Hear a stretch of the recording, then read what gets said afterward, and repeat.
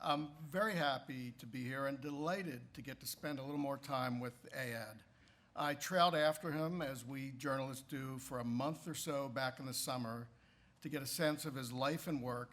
It was a great privilege. I don't think I've even shared this with him, but although I've been at my own career for a little while now, I had never before written about a writer. I don't know how that happened, but we magazine writers are generalists, and I guess I didn't quite get there.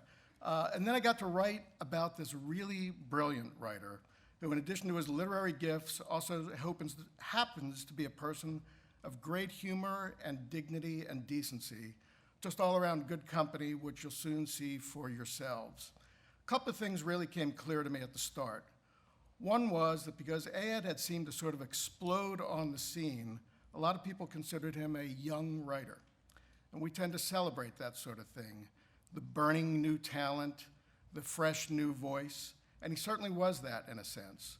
In about a 4-year span, he wrote a terrific coming-of-age novel, American Dervish, and 3 plays, including the gripping Disgraced, which was awarded the Pulitzer Prize for Drama in 2013.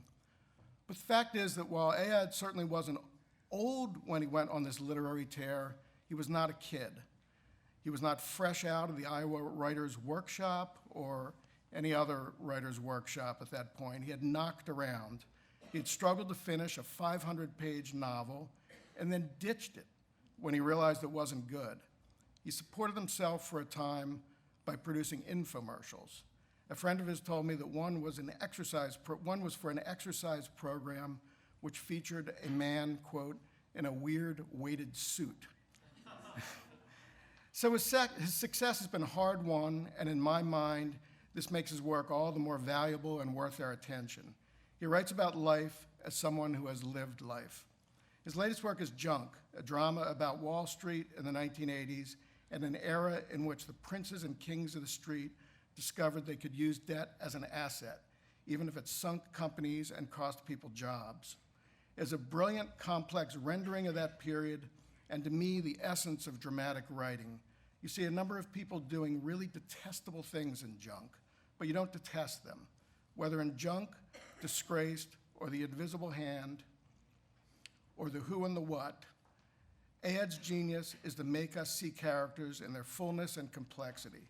We may not ultimately forgive them, but we really get them. So at this point, we're going to sit down, and Ayad is going to tell us how he does all this great stuff. I believe he's going to read something first, and then we're going to sit and have a conversation. Thank you.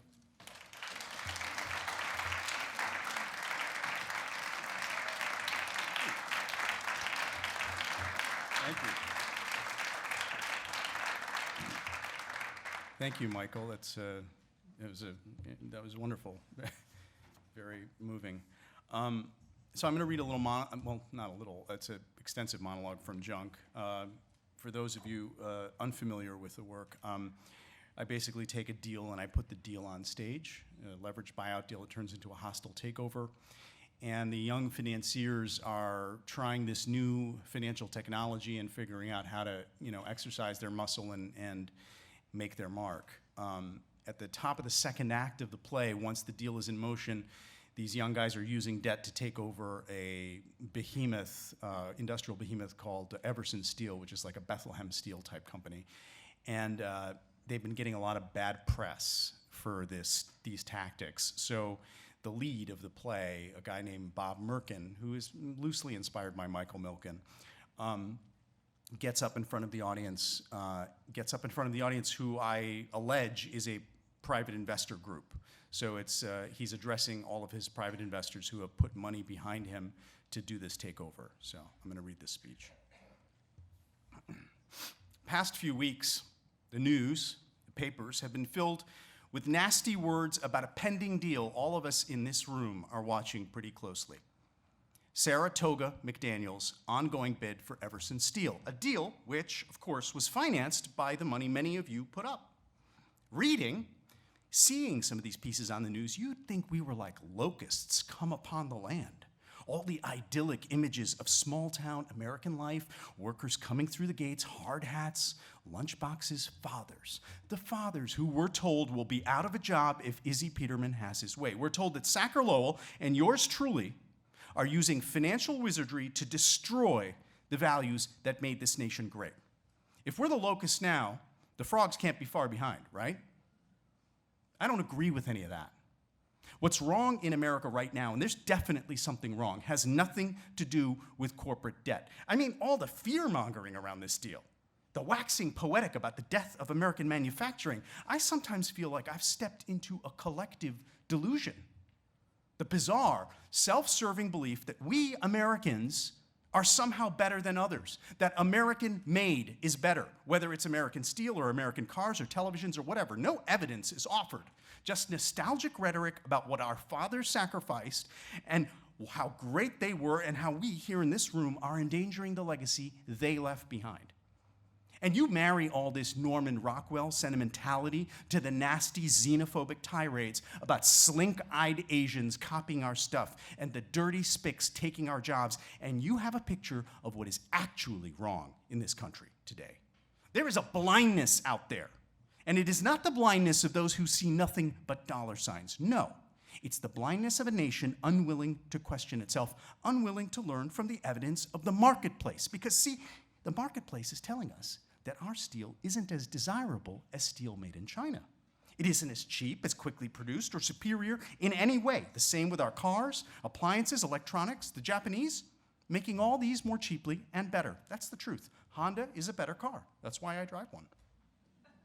What do we hear in this country? We're Americans. We invented the automobile. We built the greatest steel mills the world has ever known. God bless America. Let's set aside the revolting assumption that God does not bless other nations, or that somehow an American father's job is more important to his family than a Chinese father's job is to his. Let's set aside those lies, those delusions, and let's stick with the facts. Fact, they are winning. Fact, we need to understand why. Fact, we need to change. When you stay blind, you can't change. And when you don't change, you die. That is what is happening in this country right now.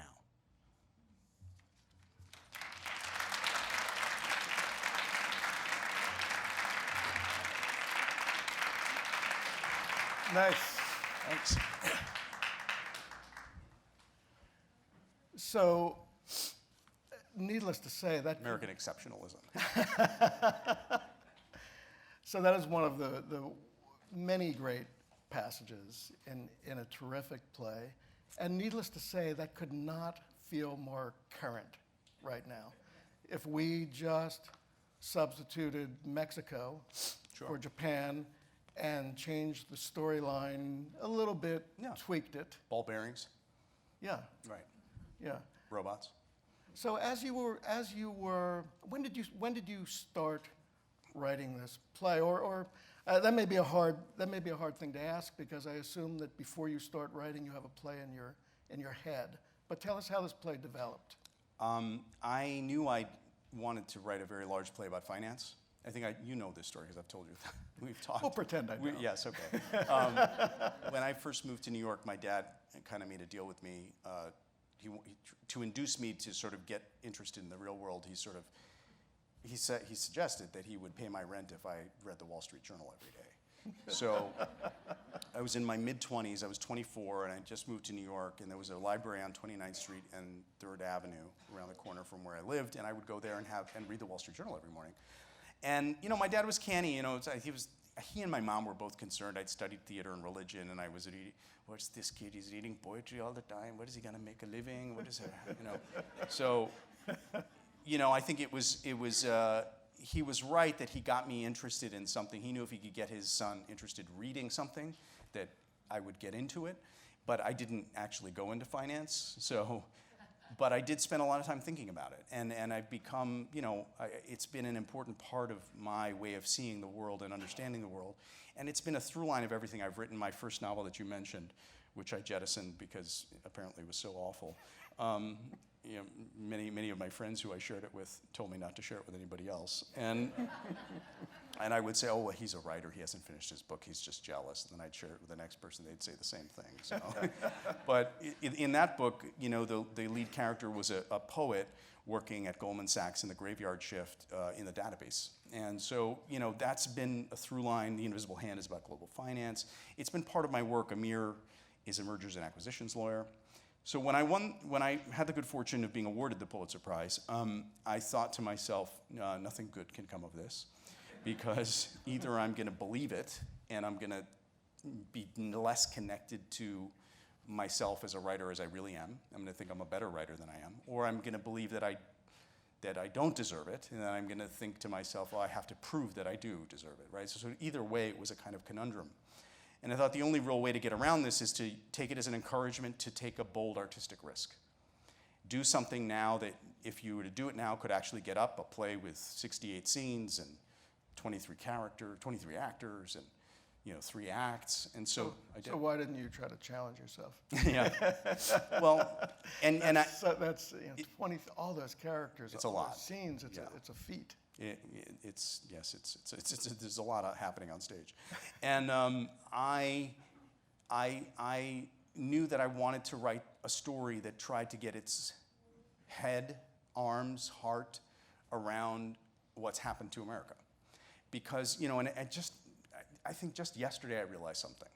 I got an email from another fellow who grew up in the 70s and 80s in this country, born here, his parents from India, my parents from Pakistan. He said, you know, I just saw your show last night. I thought it was terrific. I got to tell you, it somehow answered something about the country that I grew up in that I've always wondered about. And I thought to myself, yeah, that's right. My parents had an idea of America. They came here when they were in their mid-20s. Then they had me. I was born here, and I grew up in this country, and I was experiencing the real America in a way that they weren't.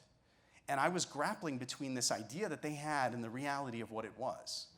And I think, in a way, Junk is a kind of investigation of my own in the bedrock of our value system, because it's always been a conundrum for me. And as you were writing Junk, and as you were finishing Junk and rewriting Junk, you know, this country was changing in such direct ways that relate to the very things you were writing about money, about, you know, this notion that money reflects, you know, our value as human beings.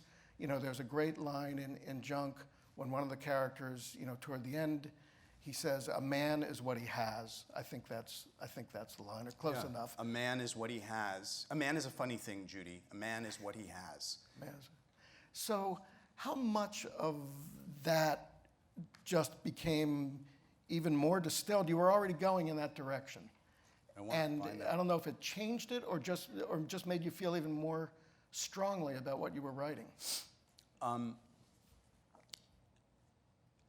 It seems to me that the real shift in what's happened to America, from my perspective, if I can be so presumptuous, is that we knew who we were, what we was. That we was problematic, but it was a we. And then I think the social body underwent systemic shocks, a deep loss of idealism with the assassination of JFK, a deep disillusionment and defeat for the first time in our history, the Vietnam War, and then a deep sense of, I think, existential despair over the loss of our faith in a king, our king, Richard Nixon, and the sort of widespread cynicism that grew from that about what the framework of our nation really was. Concurrent with that sort of, those systemic shocks were sort of these counter movements, and there was still in the late 60s a kind of resurgent we, right? But it didn't last. And I think what happened at the beginning of the 80s was from the ashes of all of this rose a kind of national ideology about individualism and about that I can pursue my experience, that the careful husbandry of my experience, of the acquisition of my desires, the expression of my rights, all of that, of course, there's another story here which has to do with marketing consciousness and the way that we have, since the 1920s, been marketed to our individual experience. The fruits of all of that, I think, came of age, or their Kens came home to roost in the 80s. And I think that rampant individualism married to an environment, for those of you who don't, this may be way too in the weeds, and if it is, stop me, Michael. But in '79, Volcker let interest rates rise to more than 20% to control inflation. What that means for those of you folks who don't understand, it means that you could just put your money in a bank and you could make 20% return in a year just because government interest rates were at 20%. When those interest rates fell again in the early 80s, 81, 82, the environment was different. People were, somehow they'd gotten used to getting 20%. So where am I going to get 20%? Debt became the way. And that fueled this, it was like jet fuel for what these people wanted to do. So in Junk, Deregulation, right, the marriage of personal, I'm a guy who I want to buy Revlon. I don't know anything about cosmetics. I like models, so I want to buy Revlon. and you can. And you can, because can the with technology that. allows you to. Right. So in this play, there are like two gangs or two posses. There is the Merkin, the Milken-like character, and these are the largely Jewish corporate raiders. And then there's Tom Everson, who owns the steel company. Yeah, third generation CEO. Right, and he has somewhat of a communitarian spirit. Yeah. He cares about the town in Ohio where the steel mill is, but he's also sort of lazy. He wants to go off on his yacht in the middle of the day and take a cruise around New York, and his board would like him to do that. And these other guys are go, go, go. One of the great things about the play is you're very kind to your characters. I love them all. Yes. I can't write about them if I don't love them. Well, and it's clear. So, none of them are painted as pure evil, and all of them have some good parts. At the end, you may not admire any of them, but you really understand them. How does that work for you? I mean, where do you, as you imagine your characters, I mean, I've heard other writers say, my character, I just didn't know that he or she was going to do that. Mm-hmm. As if they were like robots we had programmed, mm-hmm. or, right. They have their own agency. Right. And then, the opposite of that is, you're controlling them from the start, yeah. and you know exactly what moves they're going to make, and you've got an outline. I do. So how does it work for you? Well, how much agency do they have? They have more agency than one would think from my prep. I often say I do a lot of prep before I start writing. In this particular play, I spent 10 months of doing preparation before I started writing. And the reason I do that is it's just experience. I know from experience that if I try writing too soon, I don't know the difference between arbitrary surprise and creative surprise.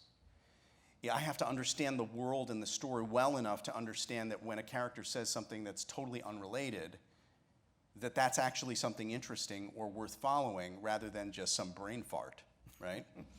And I have spent many years before that pursuing every little thing that a character does or says, and you just accumulate unnecessary pages.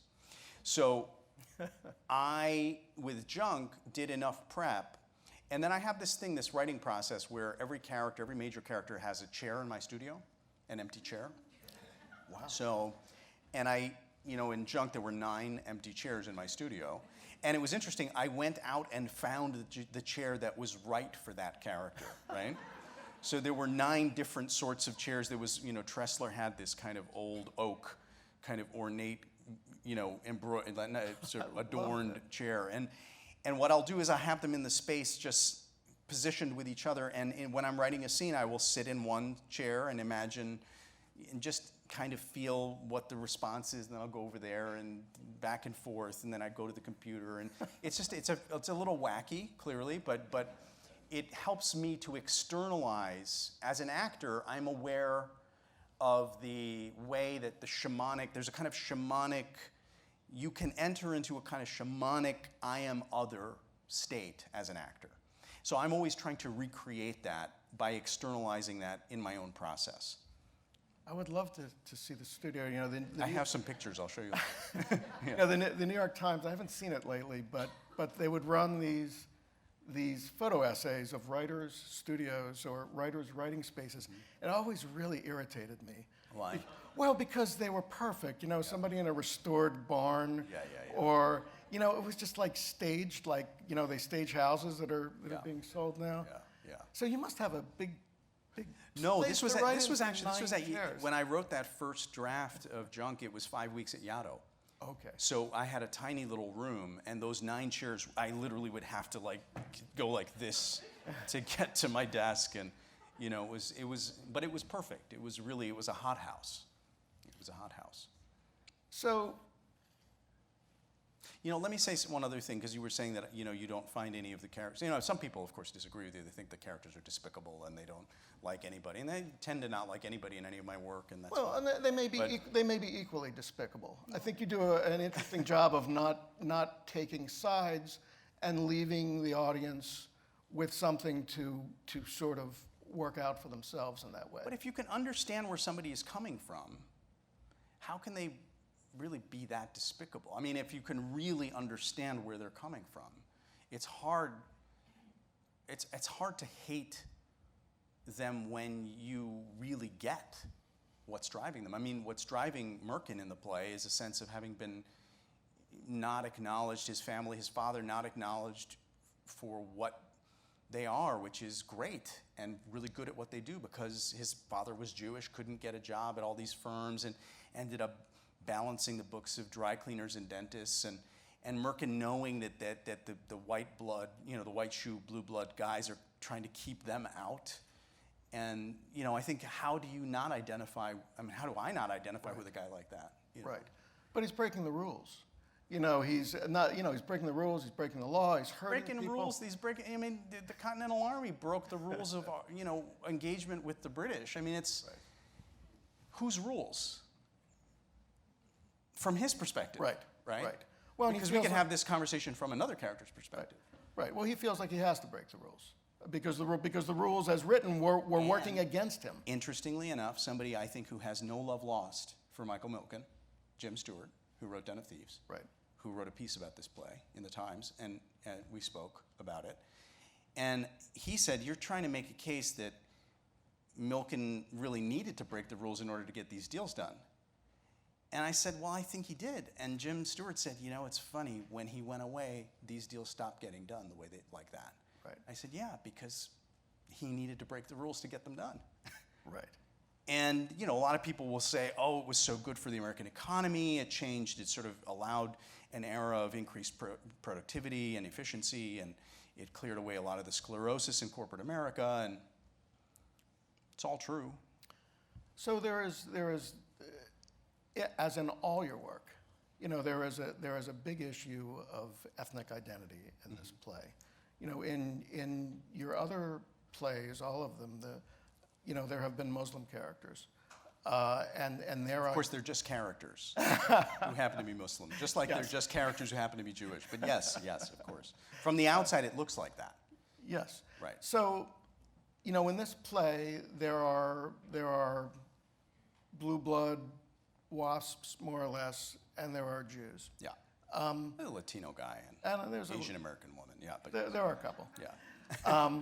So talk about the dynamics in that. Was that a? It's an important part of the history of that era. You know, Malcolm Gladwell talks about it eloquently in Outliers. There was a generation of young lawyers, you know, Joe Flom and Marty Lipton, and who represented a kind of vanguard generation in mergers and acquisitions. Well, the reason that those guys kind of took over at that particular time that they did, the late 70s and 80s, was because before then, doing takeovers was considered bad. And blue blood, white shoe firms would not do that work. Those firms, Mudge Rose, Cravath Swain, they would also not hire Jews. So if you were Jewish and you'd come out of law school, Brooklyn College or wherever, you couldn't get a job at those firms doing the not takeover work. So you did work at other more Jewish firms, which specialized in hostile takeovers and leverage buyouts and all of that sort of stuff, which at the time was not a big thing. But then it became a big thing, and very quickly. And the only guys who knew how to do that work were the Jewish law firms. Right. So Skadden Arps and others, that was the rise of that whole generation. And so a lot of this financial technology in the 80s, in the early 80s, was immigrant-driven. I mean, Louis Ranieri at Salomon Brothers was the guy who came up with mortgage-backed securities. He's Italian, coming from an Italian family. And you know, listening to you talk, you have a great admiration, even though you don't like what it may do in certain ways. I mean, you may, feel like Tom Everson does in some ways about what it's doing to towns and so forth. But at the same time, you have this admiration for the intricacy of the game. I'm just curious. Yeah. I don't know if it's a paradox or a conflict, or you're conflicted, but you love it, right? It's moral inconsistency. I don't have, as a writer, I've always felt that having a political point of view is a liability because it doesn't allow me to identify with another perspective. Mm-hmm. And I can believe X, Y, or Z about the humanities in America and whatnot, but I can also identify, well, increasingly it's hard to identify with the groupthink that has overtaken the GOP. But up until recently, I think it was a perspective I could at least make sense of. Well, it's a great game. I mean, it's like any other great game. Absolutely. I mean, I know you're also a Packers fan. I mean, if you like that kind of stuff, I mean, I get it. Yeah. So we touched on identity. Do you want to read from one of your? Sure. From Disgraced or American Dervish, whichever one you Let me read from American Dervish. Okay. Since we're talking about folks who are Jews and stuff, so it's in here. I have a chapter in this book called Jews and Us. For those of you who don't know anything about American Dervish, it's basically a coming-of-age story, and I'm telling the story of a young 11 and 12-year-old boy who he comes from he lives in a dour family where his parents are constantly at each other's throats, and the mother invites a friend from Pakistan who has just been through a divorce to come live with them and rebuild her life. And she comes and she's ringed with wonder. She's extraordinary, she's beautiful, she's brilliant. She has this kind of spiritual magic about her, and she starts teaching him about Islam and the Quran. And he it's that moment when the soul and the body are still one.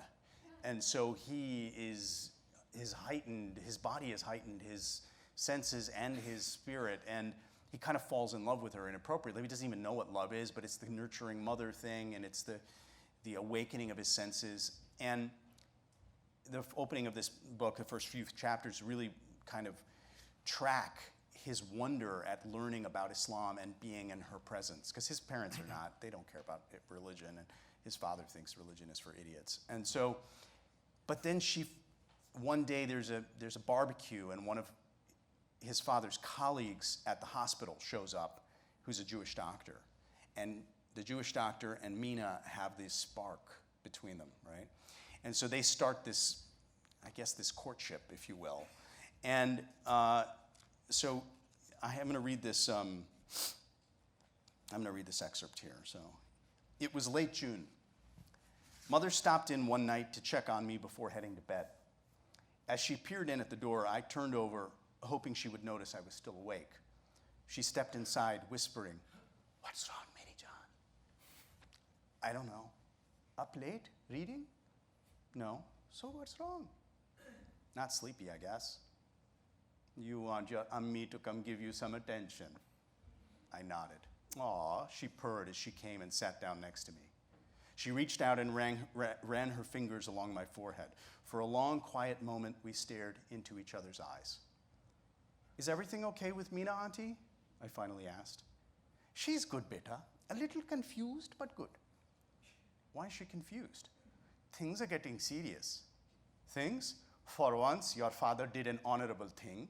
He told Nathan he should figure out his intentions. Things can't go on like this forever. After all, Mina is an Eastern girl."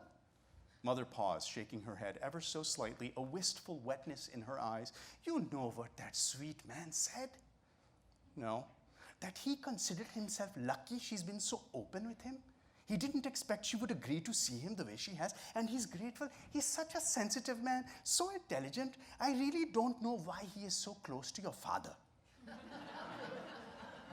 What do they say? Opposites attract, like Dr. Jekyll and Mr. Hyde. That's supposed to be the same person. Dr. Jekyll and Mr. Hyde are the same person, I think. Don't be cheeky. My point is, Nathan is a good man. That's what matters. That's what I keep telling her. And a good man is hard to find. I mean, she doesn't need to be told that. She's seen it firsthand in her own life. She sees it here in this house every day.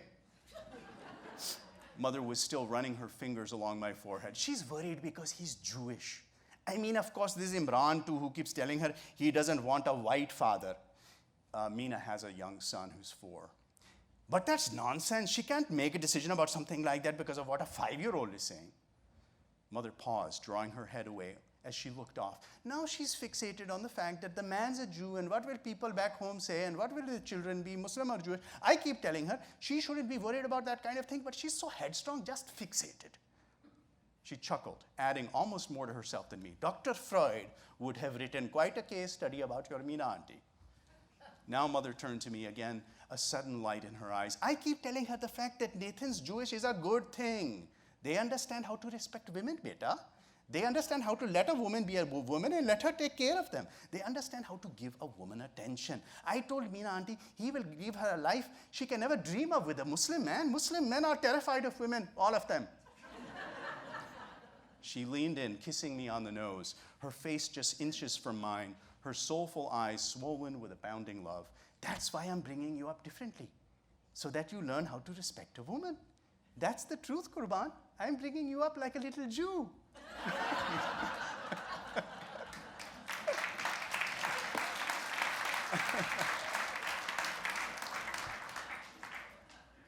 So when And there's more of that in there that I'm. There's a lot more. Yeah, it's a lot. So, and you know, when I got the assignment to write about you, I didn't know this book, and you know, we all have to read a lot of stuff for our work. And I must admit, this book came to me, and it's not short. I thought, oh man, why did this guy have to write like a 400-page book?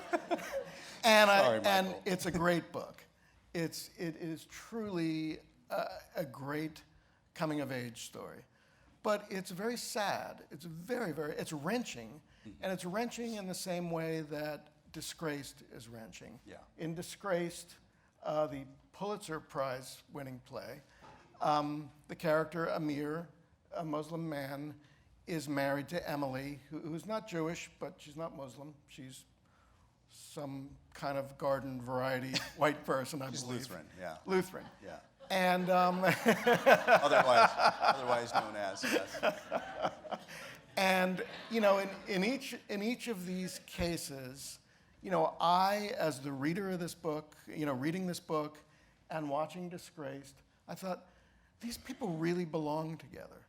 I mean, you know, the play Disgraced has been, you know, called an exploding dinner party play, and the obvious parallel is Who's Afraid of Virginia Woolf. It's been a long time since I saw that. I don't remember thinking that those two people should end up together. Right. I could be wrong, but in these two, in these two things, they should be together. They're all 4 of them are really good people, and what drives them apart is the world, cultural differences.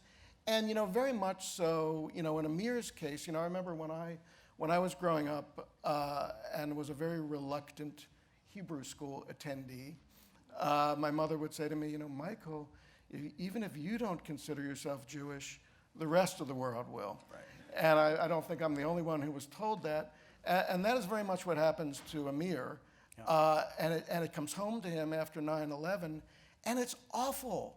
It's awful what it does to him, and it's awful what it does to his relationship.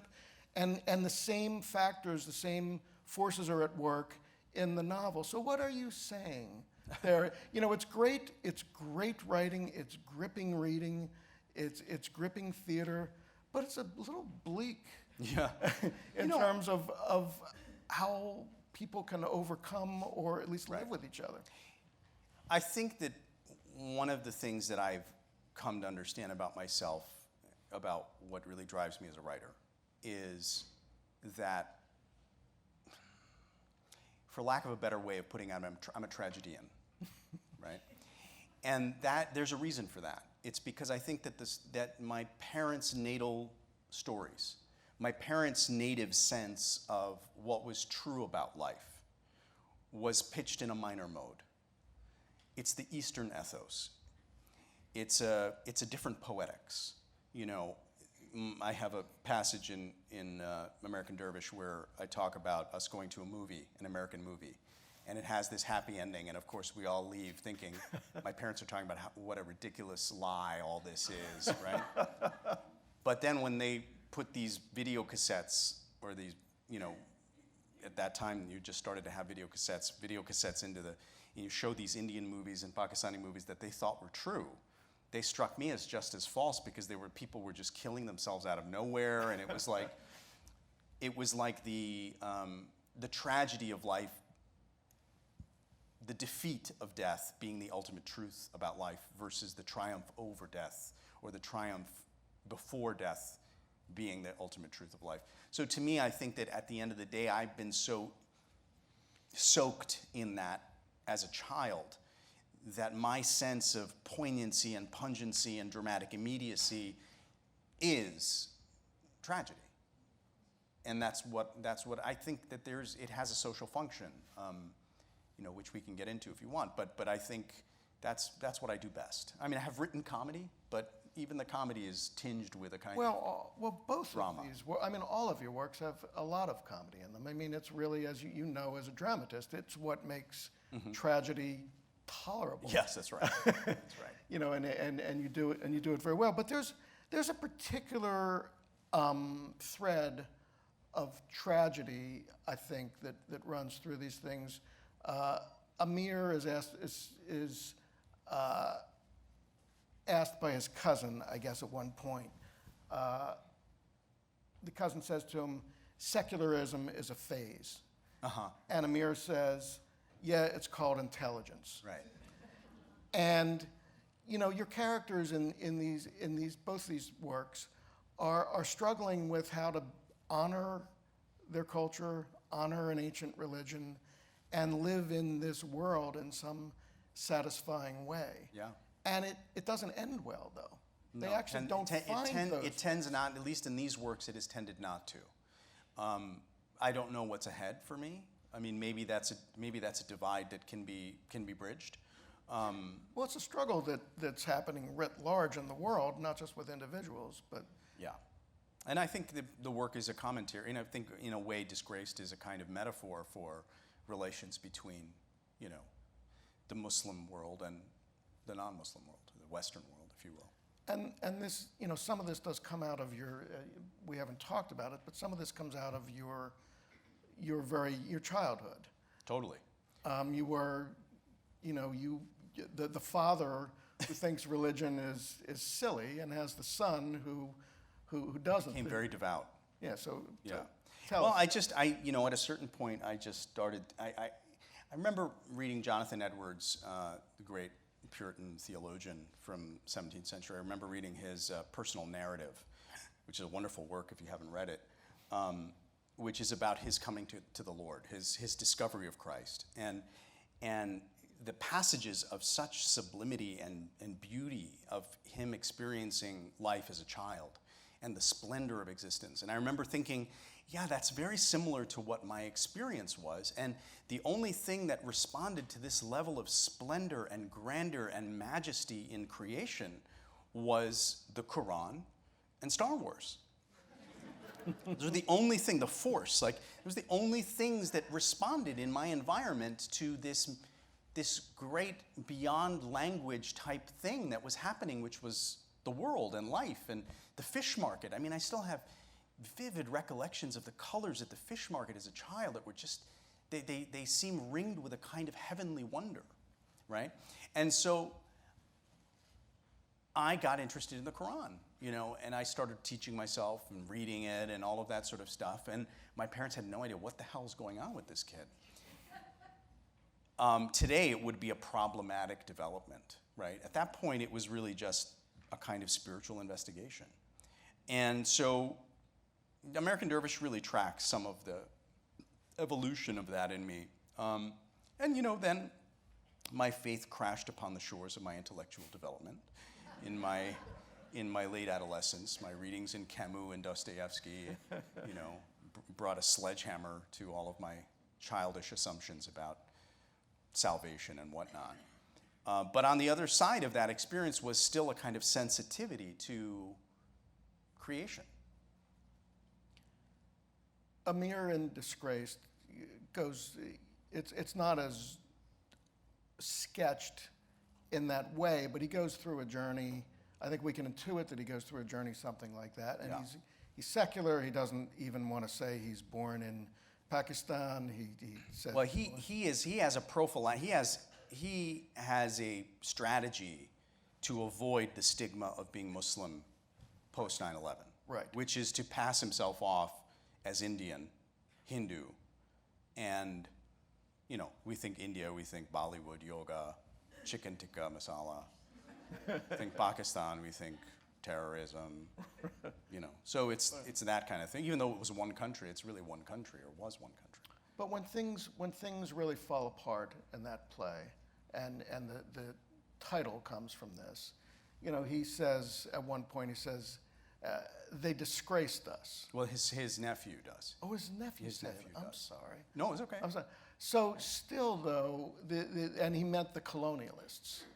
And, you know, I also think that runs through this, Sure. this part where tribalism and grievance sort of come together and just sort of like overtake. Well, that's you know, other that's what's been instincts. happening in the Muslim world, is the Well, and- processing of post-colonial grievance, and you know, that's a long story, and you know, we don't have to get into that now, but we can, but we don't have to. But yeah, that's what the play is trying to historically make a case for the fact that Amir is in the grip of forces, historical forces that are so far beyond his understanding.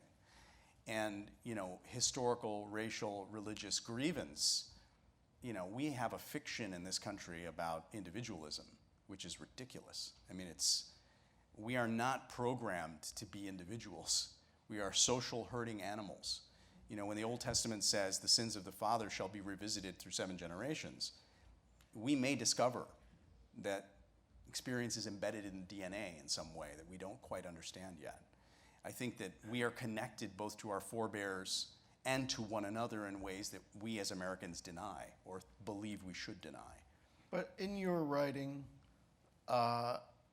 you're writing about tribalism, you're writing about ancient grievances, you're writing about people who act out of what group they belong to. Yeah, Tribalism is something that's comfortably not been part of us, we think. we think. But it is now, right? It is. In what way do you see it as political as you want to get? Yeah. I mean, we're in a tribal moment here, right? We are. I mean, I think everybody knows that, right? And we're part of a certain tribe here.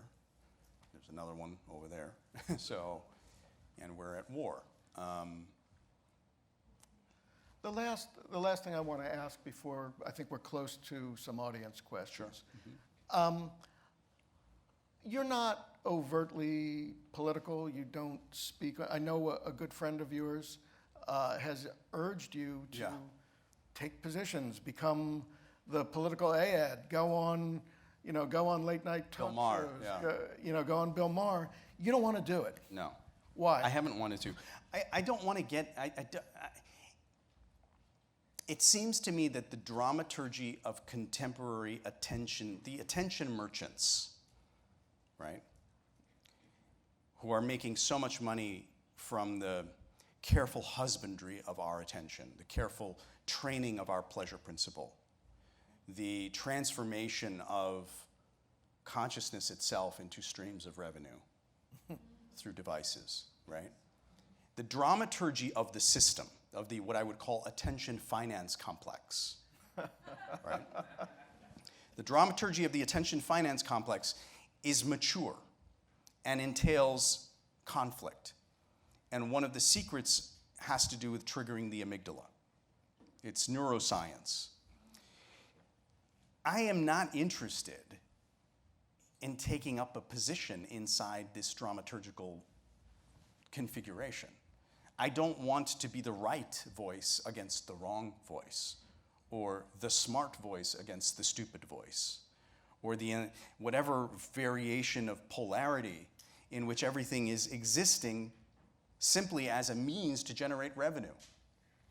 And it's hard to write like you write once that becomes not only part of your public persona, but part of your private Yeah, persona, that's where a good you're point. where you're choosing sides, Yeah. which is so distinctly what you don't do Yeah. in your writing. That's right. Yeah. Well, thank you. I think Thank we're you. gonna Oh, yeah. take some questions here.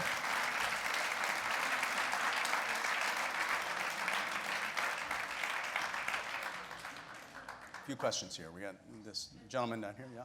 Yes, sir. Yes. Yes, sir. Please stand. Yes. Yes, you. In the play Junk, there is one scene in which this gentleman is trying to deal with his secretary with all this sexual harassment that's going on now. Oh, yeah, right. Did you have an idea at that time? Was it a reflection of things were at Wall Street? Yeah, well, sure. It's a very mild version of what was happening on Wall Street. The gentleman is referring to a scene in which Leo Tressler, who's loosely inspired by Teddy Forrestman, is being interviewed by a journalist, and he's going on a tear about the sort of predations of debt and these young guys who come along and they're just buying up companies and destroying America. And then he asks the journalist out on a date at the end of the interview. And then they end up having a bit of an affair through the course of the play. And it's testimony to Michael Siberry, the actor from the Royal Shakespeare Company who plays that part. It's testimony to him that he wins the audience over by the end of the play, because in this environment, that's very dicey stuff. I wrote it at a time, it's true to the events. Teddy Forrestman, all these guys, it's power and access. He doesn't abuse his power, he just asks her out on a date. But it's that differential is of course something that's very pregnant for the audience right now. Yes, sir. All your characters were identifiable, as you say, but don't you feel you were a little unfair to Giuliani? He wasn't corrupted. Yeah. If anything, people felt he was overly zealous. Right. The journalist was not corrupted either. The journalist was not corrupted? Stewart wrote his book. Yeah, but that's not Jim Stewart. That's not. I'm not writing. All of the characters are composites. But what I want to finish saying is that there was a sense at the end of the whole true affair that Milton became almost a sympathetic character. And in your play, no one was sympathetic. And I wondered if you've given any thought to the fact that maybe you went a step too far. So the gentleman, I think there's a couple of assumptions in what you're saying that I'd just like to revisit. The gentleman is calling into question my transformation of the facts of the era and of certain individuals who he seems to recognize as being part of the story. The transformation of what they actually did, and maybe I pushed it a little too far in terms of as an indictment, if you will. I would simply say that, in writing the play, my intention was to approach, I don't like to talk about this too much in public, because when you talk about Shakespeare, audiences think it means it's going to be boring. And people who are kind of highbrow think you're trying to make yourself better than you really are. So it's just there's only downside to mentioning Shakespeare. But the thing is, it was an attempt at a Shakespearean history, in the sense that, those plays, they're about Richard II, Richard III, Henry IV, Henry V, Henry VI, but they're not. They're about today. They're not about those times. And, as Jim Stewart said in his piece, he wrote Den of Thieves. It's not, there's a game that you can play where you can say, yeah, that's Milken, but it's not Milken. It isn't actually Milken. He never gave a speech like that I just read. And he didn't take the plea. And he didn't do all these things. So it's kind of loosely inspired and concocted for fictional ends. And those ends are about speaking to what America has become now. And I am not trying to create a historical record of Rudolph Giuliani's tenure as the U.S. Attorney of the Southern District. I'm simply trying to say that it seems to me that even the due process and the law and the justice system have become entrammeled with this process of money in America. So has the Fourth Estate. It seems to me that when Les Moons can say, Trump may not be good for America, but he's good for business, there's a fundamental abdication of the very reason that CBS even has a license to broadcast. That license was offered to CBS with the assumption that they were going to also tend to the public good. We have forgotten all of that. So the play is an attempt to address the reality of what we have become. It's not an attempt to tell a story of what once happened. Yes, ma'am. I have three questions, but it's all related to one question. Okay. So, as a writer, there were some technical discussions with his wife in junk accounting and legal counsel about the pill. Yeah. So, how do you research or get your facts straight? After you write it, you consult a CPA or legal Right. friend, Got does it. make sense? And secondly, as an interest in finance, why did you choose bond, Junk. bonds versus subprime credit? Got it. And thirdly, also you address to it at the very end, right? You allude to the subprime. Yes. Can you talk about that? Sure. As far as research goes, with all of those scenes, the technicalities, the finance technicalities, I did a deep dive on the Revlon deal and a deep dive on the RJR Nabisco deal. And I had an assistant double source a long beat sheet that had every single move that both sides made in the long negotiation that is eventually resulted in the hostile takeover. And what I did was I composited those points, those deal points, and I created a structure for the story. So the play begins at the beginning of the deal and it ends near the end of the deal, and you have the aftermath. And every deal point is a scene, right? And then I knew enough about some of this stuff just from my training in reading, the Wall Street Journal every day and thinking about the economy. And the other stuff that I didn't know enough about, I had to do specific research about. And then my closest friend in the world, who you were alluding to earlier, Steve Klein, was a mergers and acquisitions lawyer at Skadden Arps and now runs a hedge fund. So it's not, he's somebody that I can always go to and I can say, what do you think about this? What do you think about this one? But then the real challenge becomes when you put it up on stage and it's maybe technically accurate, but completely impenetrable, right? So how do you make the human stakes of the deal clear?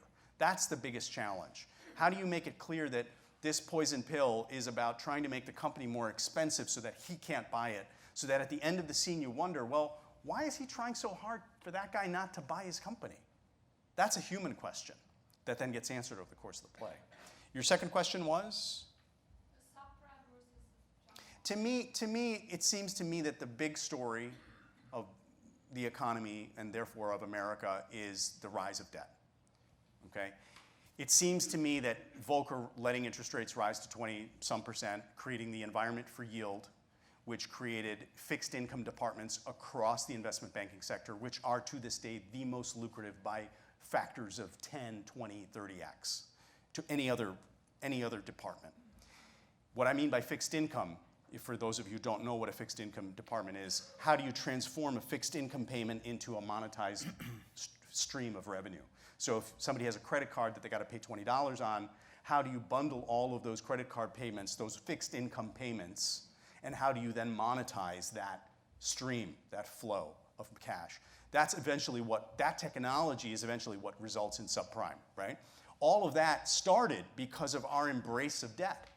All of that started because of a shift in our willingness to understand, and to me this debt question is really fundamental, it's philosophical. The gap between real value and perceived value, the gap between language and meaning, the gap between appearance and reality. It is not a coincidence that Trump rose to power on debt. It is philosophically consistent. It is a financial reality. It is also a philosophical reality that faking it till you make it has become the way to be in America. What is that about? That's about debt. It all comes back to debt. I am very Weberian in that sense. Max Weber, who, for those of you who don't know, the spirit of capitalism, the spirit of Protestant ethic. And I think that sociology follows economics. We changed the economic structure of this country. We changed our social body. And we are continuing to do it. So what I wanted to track was that moment. You know, I did this wonderful interview with John Guare, who said, in my lifetime, the big thing that changed was they got rid of the draft and they gave us all credit cards. And that happened right about the same time, which was mid to late 70s. And I'm talking about the consequence of no longer forced confrontation with death for the collective good of our country, and the illusion of eternal abundance. That's what we're dealing with. That married to unbridled individualism, I think, is tearing the country apart. That's my opinion. So, yes. I'm thinking about your splendiferous childhood. What children's literature especially engaged you? You know, thank you for that question. I don't remember. I mean, my mother was very insistent on reading me The Giving Tree very often because she felt like the tree. And that probably tells you a lot about my relationship with my mother. I was convinced that I was going to grow up and be that guy that comes back and sits down on the stump, right?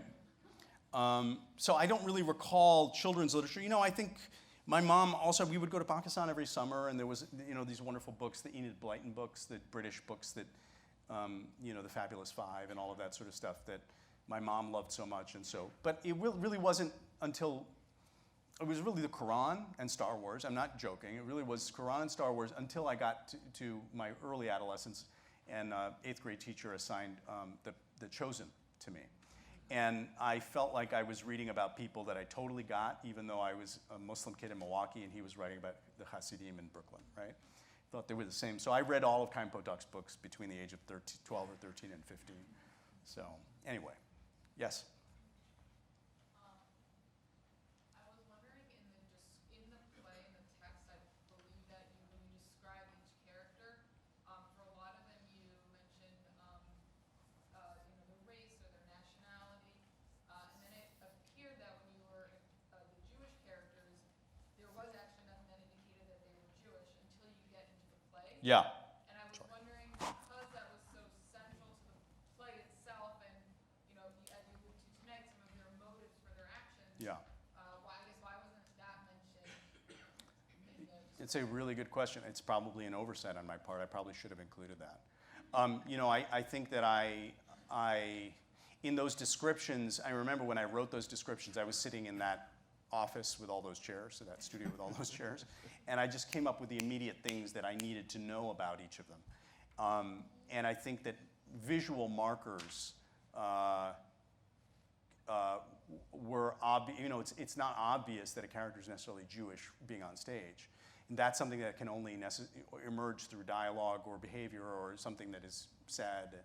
And so I think I wanted to, I guess unconsciously, I just wanted to have that be something that would be revealed.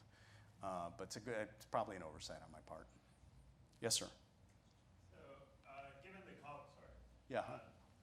Given that comment that you made, that there's the gap between perception and reality, language and meaning. Appearance, How do yeah. we Right. close the gap, right? So we're talking about money in Yeah. the play, right? Mhm. And to me, money just determines price. It doesn't determine value. I see the gap. I totally relate to Yeah. what you just said. How do we change the value system such that the two converge? Any thoughts on that? You're asking a playwright how to solve the central philosophical dilemma of our time. It seems to me that capitalism is haunted by a profound contradiction. And that contradiction is that it seems to be the only abstraction that is conceived to not have to return to the cycle of decay. Right? Capital must grow. It exists in an eternal spring and summer. There is no fall and winter of capital, conceptually. Now, of course, we know that the reality is there is, because everything goes through a cycle. But that contradiction is a psychological conundrum for the system. And I think that it is the fatal abscess that is destroying the planet and destroying the world, is this rampant contradiction that is treated as if it were real. Capital must grow at any cost.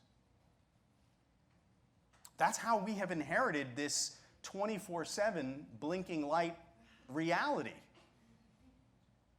You know, I say that we have no longer, you know, it used to be, Eisenhower warned us about the military-industrial complex, right? But that was when society was inhabited by a secret nexus of interests that was trying to monetize warfare. Monetizing warfare is not as lucrative as monetizing attention. We are no longer a society in the grip of the military-industrial complex. I believe we are in the grip of what I would call the attention finance complex. There's a lot more money to be made through the harvesting of our attention. That, married to these mature technologies of finance and the fundamental philosophical assumption of capitalism, is what is responsible for why everyone is so damn tired and nobody has any money.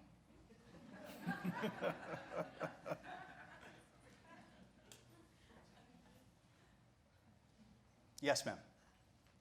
This is maybe a bit ignorant, but so what you just said about the evergreen idea of capital Yes. and ruining the planet, I mean, would you say that that directly relates to the pervasive idea that the environment, taking care of the environment is always secondary to corporate profits, therefore deregulating and allowing corporations to do whatever the hell they want, no matter what happens to our water, our soil, our air?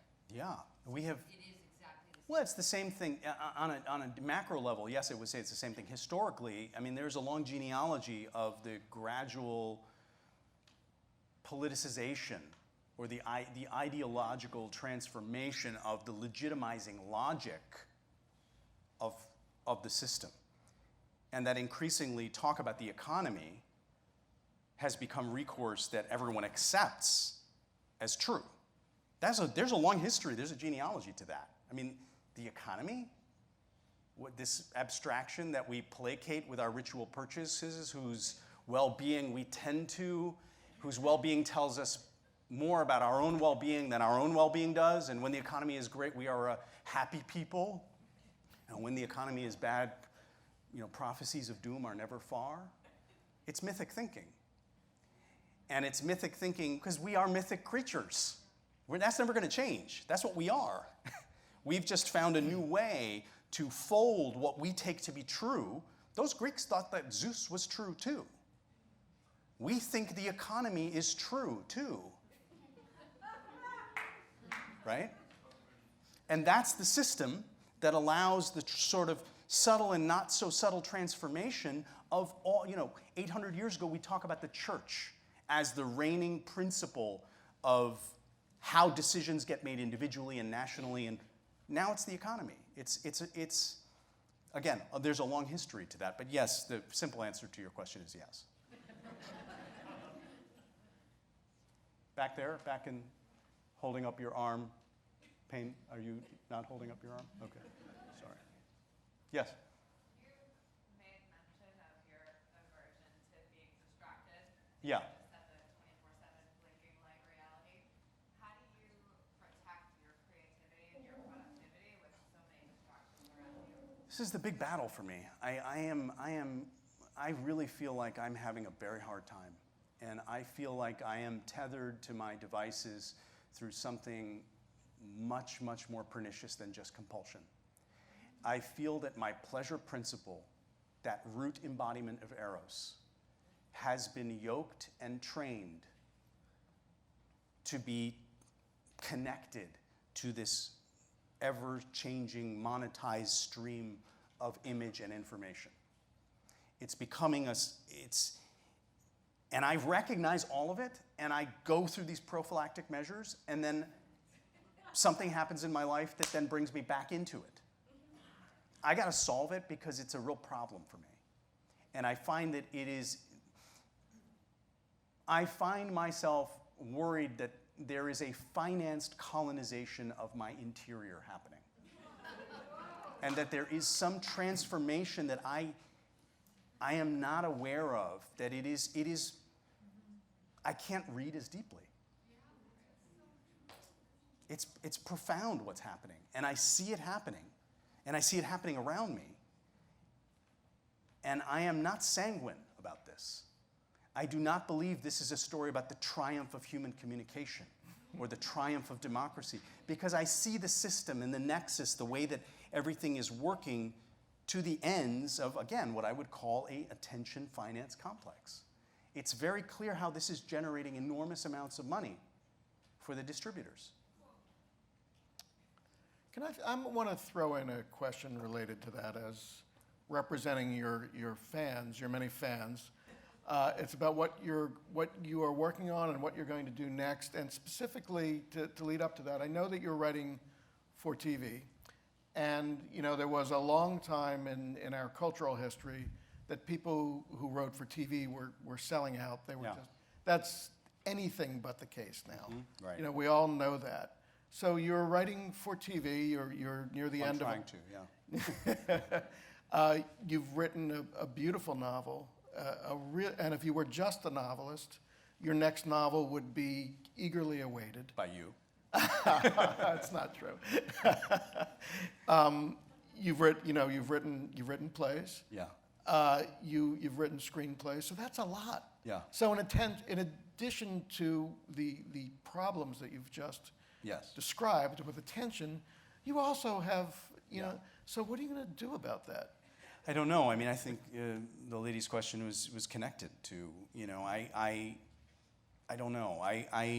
Well, tell us what you're working Well, on. I'm finishing a what you're pilot planning. that I've been working on for a while. I did 2 drafts, and I'm doing a 3rd draft, and it's about the story of the rise of money in Hollywood in the 80s and the transformation of the storytelling business, and how agents, lawyers, and capital became central players, really authors of content, and how that changed things. So I'm sticking with the same subject matter.